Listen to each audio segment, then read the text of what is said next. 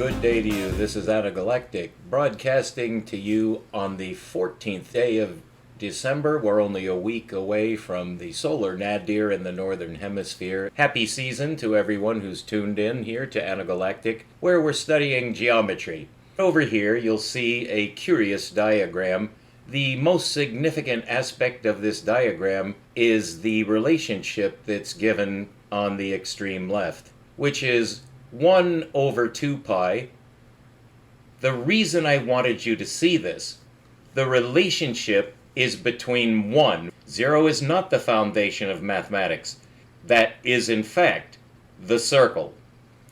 That is a projection downward to a plane of a sphere, so that you're looking at the equator of the sphere. And every sphere has an equator. So the circle and the sphere are directly related. It's a 2-to-1 relationship. Linear numbers are one-component numbers. That's why we put 1 on the radius, to generate the unit circle. It's not that curvature is a variation of straightness. That's looking at everything in the universe backwards, or perhaps inside out, which is how Einstein did it. It's actually pseudo-hyperbolic, but we're getting there. There is an orientation that we share. The objective is to impart some solution or some insight which perhaps you never had before. Such is the nature of science, communicative science. What did you discover? The radius is the fundamental linear component of circular space, because you can draw a straight line from the origin to the surface in any direction, and it's the same distance.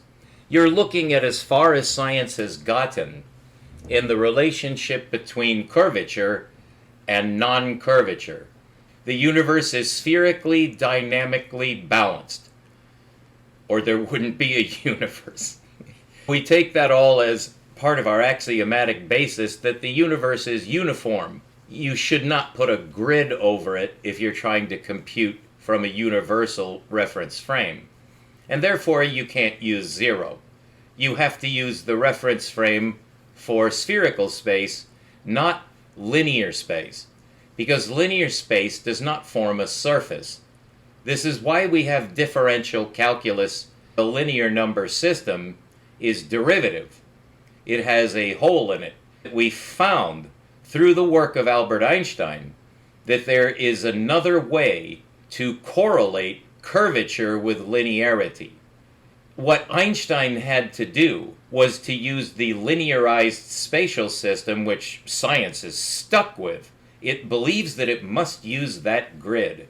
There is no other geometry, and that's what we want to cover today. There are other forms of geometry which attempt a compromise with curved space. So we're going to get into that in order to get to the bottom of it and actually solve that paradox. It is a paradox, because you can't have an irrational relationship, because the universe is rational. You must use rational numbers. So you can see that the equation of a hyperbola is rather simple. That's because it's so closely related to a circle. So we covered that, and if you're curious, you can check out the last couple of videos, which I think are fairly good.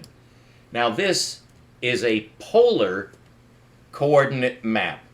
You'll see that it differs from a Cartesian map because it has radial lines coming out from the center. You can think of that as a continuous radius, where it's just been broken up into what are called sectors. And each sector represents a fixed arc length on the circle. You can see that this is parameterized, that is, it's given a metric on the circle itself.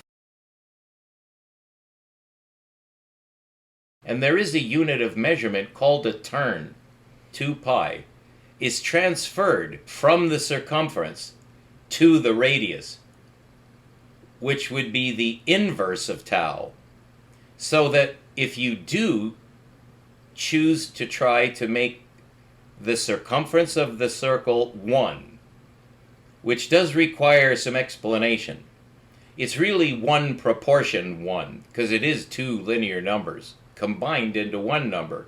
So you can see this is actually potentially a very worthwhile thing to do, because now you're basically developing a new number system, which I've done.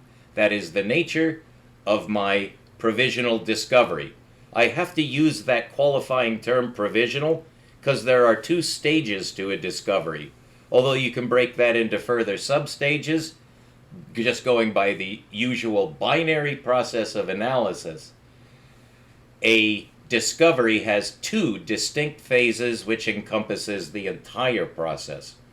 Initially, one man and one man only makes a discovery. It's been done, obviously, really innumerable times, although it is an innumerable number. But I don't know if anybody has ever tried to guess or estimate how many separate discoveries have been made in mathematics or physics. Physics would be a much larger terrain, but mathematics, we believe, underlies everything for fairly good reason, I would say. But to discover or believe that one has discovered a better number system for what physics has discovered in the 20th century, I would not blame you for wondering if that's even,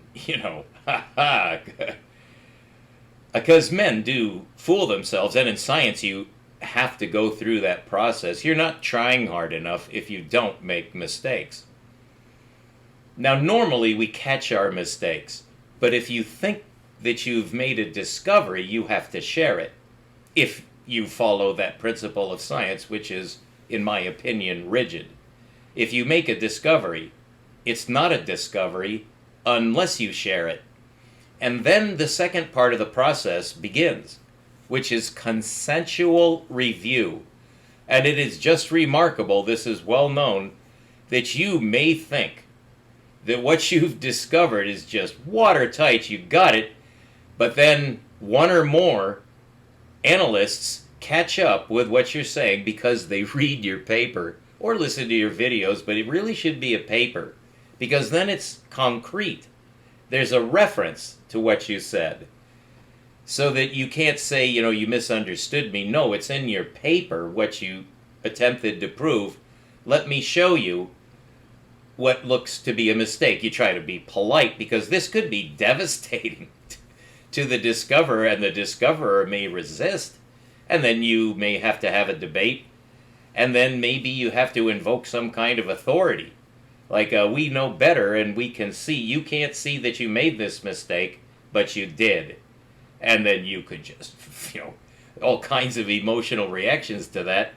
But in strict science, which would be between perfect human beings, I haven't found any yet, that are here on Earth right now, as far as anyone knows.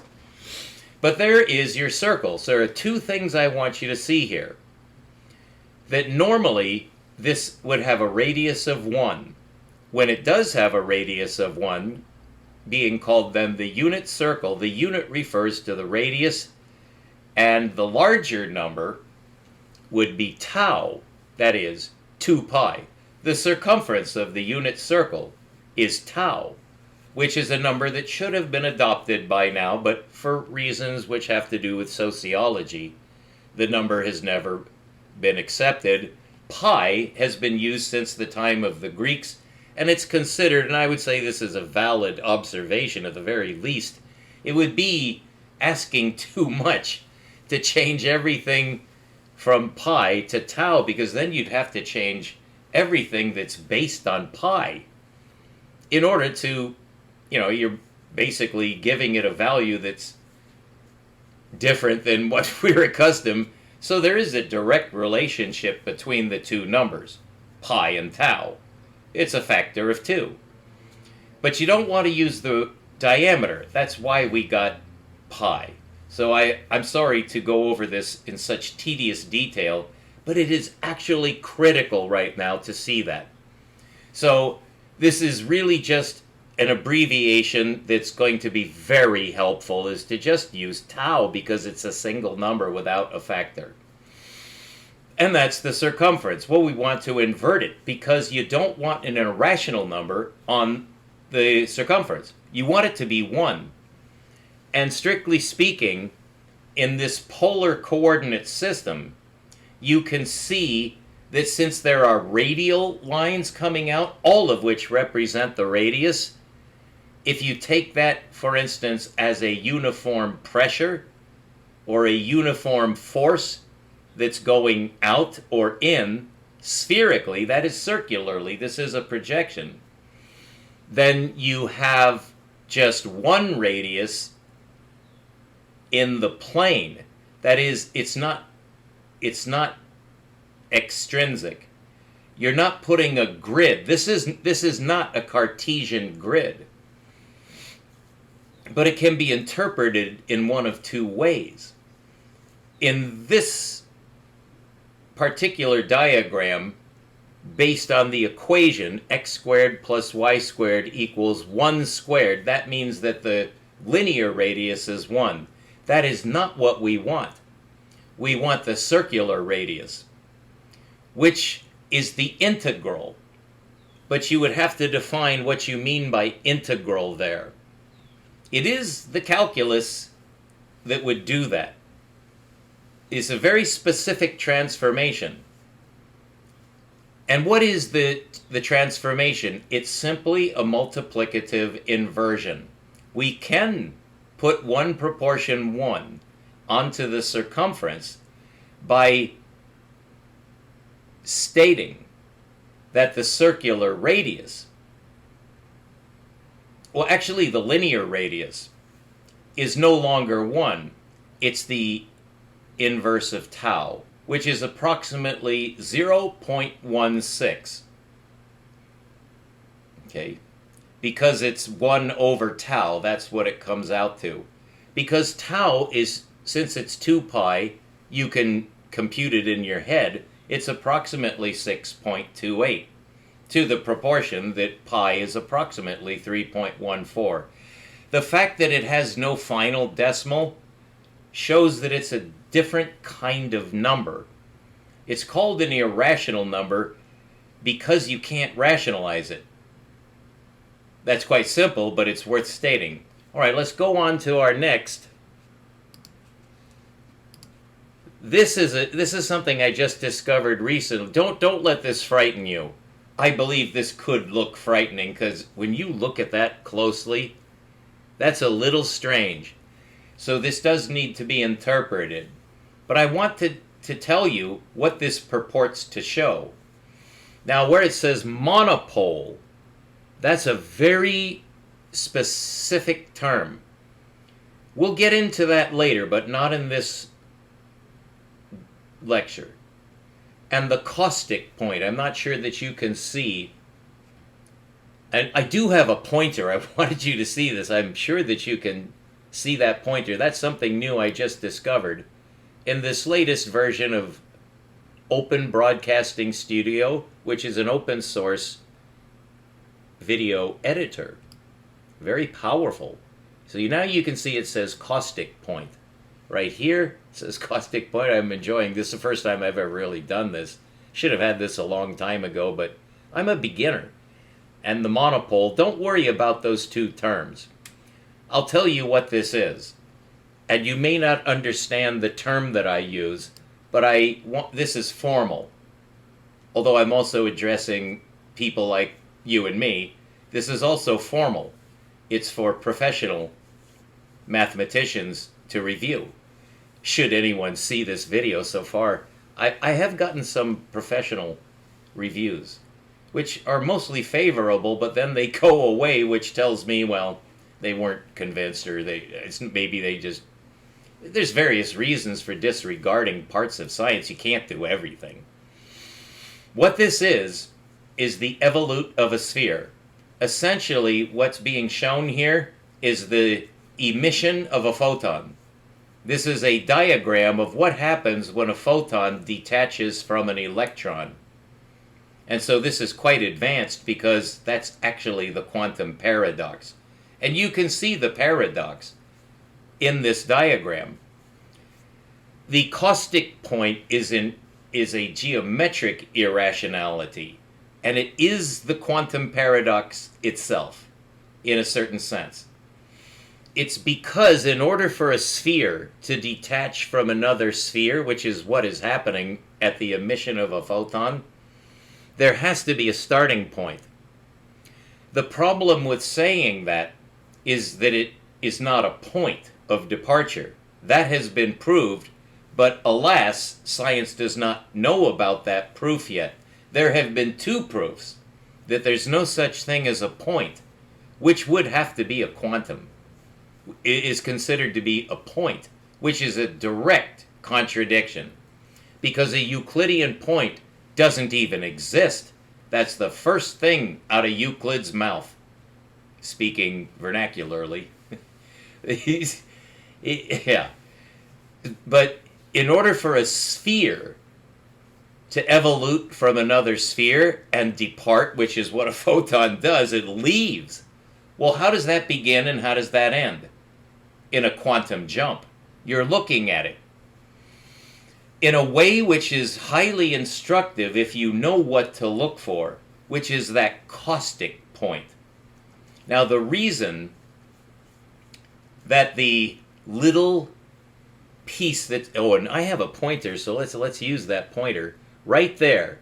You see that that has detached from here, because this is t equals 0. That is the instant of the start of action. Already a paradox. Is there a smallest unit of time? We'll get there. But the caustic point is something that is extraordinarily difficult to define, and it leads directly to the quantum paradox. So I want to show you something else now that I think you'll like. There it is. This is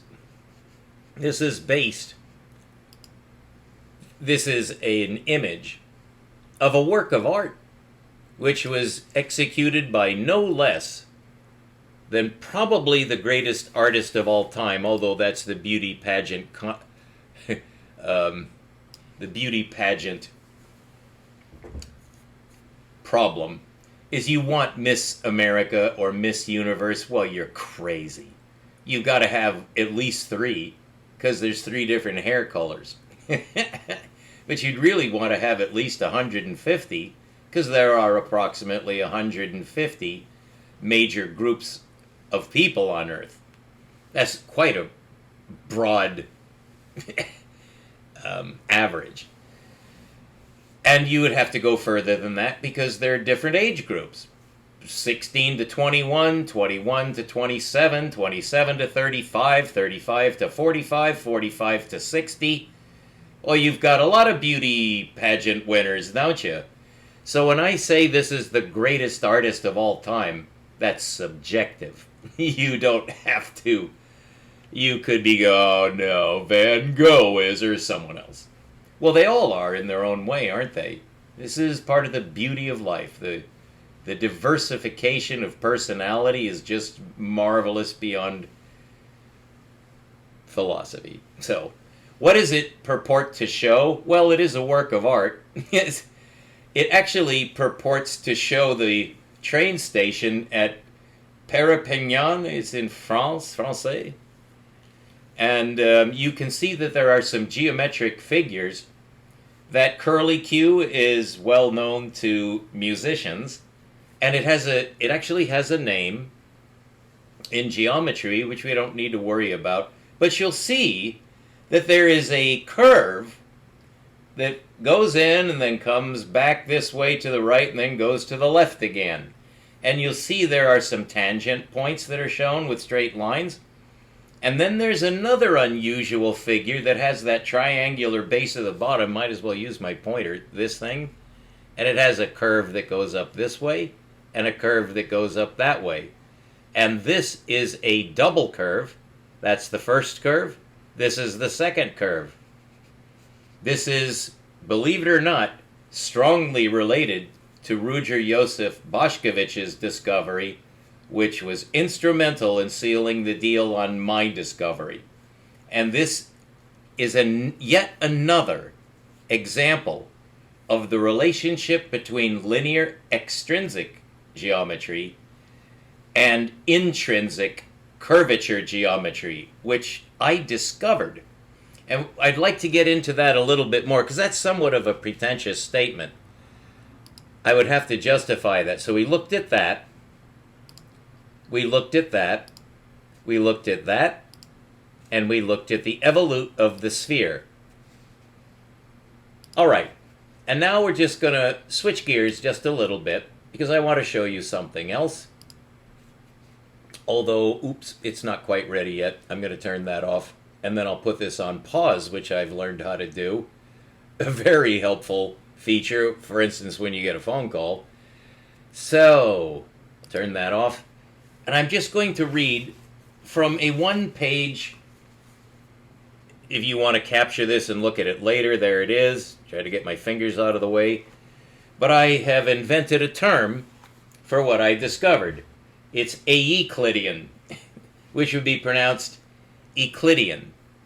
And my new name, you could call it a nom de plume, or an eponym, or a pen name, or a nickname is another, is Æclidedes. Because if it's Æclidedes, then you can use an EAN ending instead of an IAN ending. And Archimedean is spelled with an EAN ending, because that's how you do it when the name ends in EDs. Archimedes, the adjectival form is Archimedean, but not with an I. It's with an E, and I want that to stick. So my nom de plume is Æclidedes. And so I am therefore the inventor, or discoverer, not the inventor. The universe invented it. I discovered it. For science, if science wants it. First has to check to see if I'm right. Well, that's the phase I'm at. I've been doing this for 3 years now. I discovered this about 3 years ago. So, it's Æclidean geometry. And it's non-Euclidean. And now I'm going to make somewhat of a brash statement. There are several versions of non-Euclidean geometry which you can find out from any source. Wikipedia would be one source. Wikipedia is an interesting tool. Remember, it's an encyclopedic dictionary. And so it has to cover a lot of territory really quickly. And that really can be mind-boggling. But there's a good lesson to be learned from that. Modern mathematics is imbalanced. That's why you can't understand anything quickly. It's because of the mathematics, which is it's hard to characterize as good or bad, because it appears to be inevitable. And now after the fact it was inevitable, but is it right? That's a tricky word, is right. Because of superposition. The linear extrinsic number system has served us for, well, it was René Descartes who came up with a Cartesian plane. It was not really used prior to René Descartes, but you saw that there's also a polar projection, which is quite profound. It's strongly related to hyperbolic geometry, which is also considered to be, is it Euclidean or non-Euclidean? It still amazes me that when I quote the sources, that is the authority on that, without me adding anything to it, I just looked it up again this morning. Hyperbolic geometry is pure Euclidean. And you would definitely have to define what you mean by Euclidean to make that statement, because that is incorrect. No, hyperbolic geometry is not Euclidean at all. No form of curvature is Euclidean because it's not linear. And the nature of the straight line with respect to the family of curves is that the linear system of lines is a skeleton system. It's not that it's wrong, it's that it's derivative. Albert Einstein proved that. It's very important to begin axiomatically for reasons I just divulged. This is going to be a non-Euclidean geometry. And what that actually means, according to my discovery basis, this is a brand new perspective on numbers, is that our linear numbers, everything about our number system, everything about mathematics, is extrinsic with respect to spherical space, which physics has discovered is the only correct geometry. You literally can't use linear geometry anymore to make progress. And that's proved. That's been proved, empirically proved, because none of our greatest minds can crack the paradox of the quantum. I did. I have the exact solution for every form of the quantum paradox, including entanglement, including the collapse of the wave function. And it explains the nature of the hypercalculus and hypercomplexity that were developed by, respectively, Albert Einstein, who developed hypercalculus, and Paul-Édouard Maurice Dirac invented hypercomplexity. We must have an intrinsic geometry that is linearizable. Well, that's a tall order.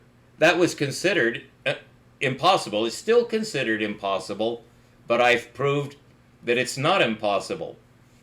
And every aspect of this new geometry, Æclidean geometry,